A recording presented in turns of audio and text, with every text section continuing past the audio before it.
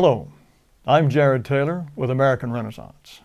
If you ever get into a debate about immigration and say you want whites to remain a majority in the United States, someone will tell you that white people don't really have a right to America because we took it from the Indians. Let me explain just how stupid this argument is.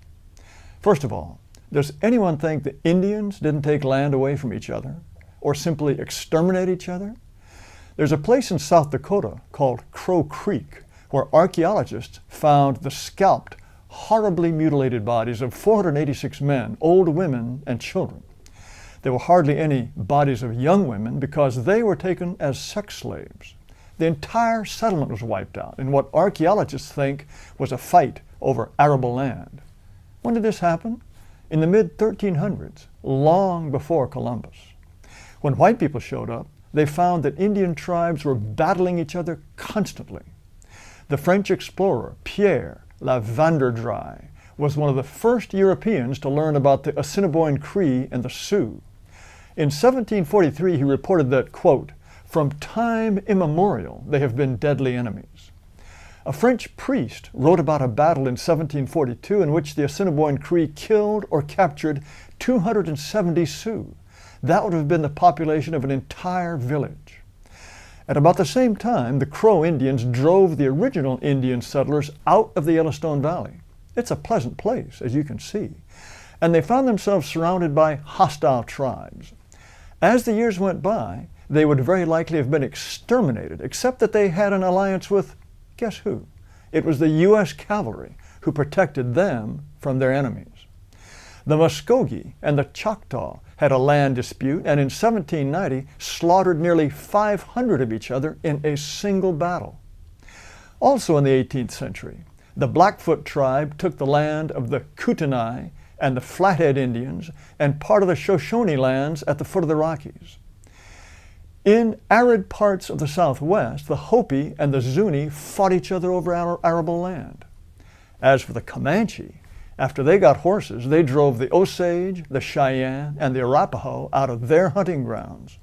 During the Civil War, the Comanche pushed white settlers in Texas 100 miles back to the east. They raided as far as 400 miles into Mexico, where they took thousands of slaves. Parts of northern Mexico were almost completely depopulated because of Comanche raids. But let's get back to the Sioux. They called themselves Lakota, which means allies. Other tribes called them Sioux, a name the Ojibwa first gave them, which means snakes or enemies. They were originally from the Great Lakes, but were pushed west by the Ojibwa and the Cree. Over a period of 200 years, they fought at least 28 different tribes and drove the following people off their land: the Pawnee, the Ponca, the Arikara, Iowa, Mandan, Hidatsa, Assiniboine, and the Crow. The Sioux lands are recognized in an 1868 treaty with the U.S. government, which you can see in yellow, were all taken from other tribes who were there first. The biggest battles the Lakota Sioux fought against the U.S. cavalry, including the Battle of Little Bighorn, were over land that originally belonged to other Indians. Further west, in Montana, in 1866, the Piegan Indians killed more than 300 of their enemies, the Crow and the Gros Ventres, in just a single battle. This is more than the highest estimated casualty counts for Indians in any engagement with the U.S. Army. Did you know that after contact with whites in the 19th century, more Indians in the West died fighting each other than died fighting whites? I sure didn't until I started looking into this.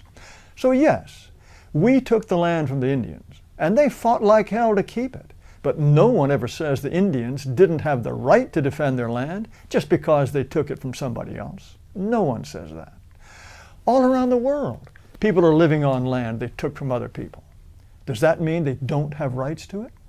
All of North Africa, for example, was conquered by the Arabs, who forced the locals to convert to Islam or die.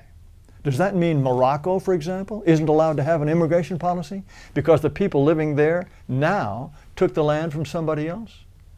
European history is an endless story of conquest. Before the First World War, Hungary was 3 times bigger than it is today. It was officially carved up in 1920. So does that mean that the Slovaks, the Romanians, and the Croatians who helped themselves to huge chunks of Hungary can't have an immigration policy? And who's this guy? He's Augusto Peña Nieto, the president of Mexico. Take a good look. Does he look like this guy, for example? This is a real native Mexican. Here are more indigenous Mexicans. And here is the current Mexican cabinet. They don't look like native Mexicans either, do they? The guy who looks the most like a native Mexican is the one in the upper left-hand corner, Miguel Chong. And the only reason he looks like an Aztec is because he's half Chinese. And here's President Peña Nieto with his wife, Angelica. Maybe I just can't see straight, but she doesn't look much like this lady, who is a Mexican Indian, or these ladies, who are also indigenous. Could it possibly be that Mexico's rulers took Mexico from the Indians too? Oh, no, no, no. That would mean they couldn't have an immigration policy. But just see what happens to you if you try to immigrate illegally into Mexico. So you see, this idea that history disqualifies white Americans from deciding who lives here is baloney. It's an argument people use only against whites. It's just one more double standard intended to browbeat whites into thinking they have no right to survive as a people. Don't fall for it. But do subscribe to our YouTube channel. Thanks very much for listening.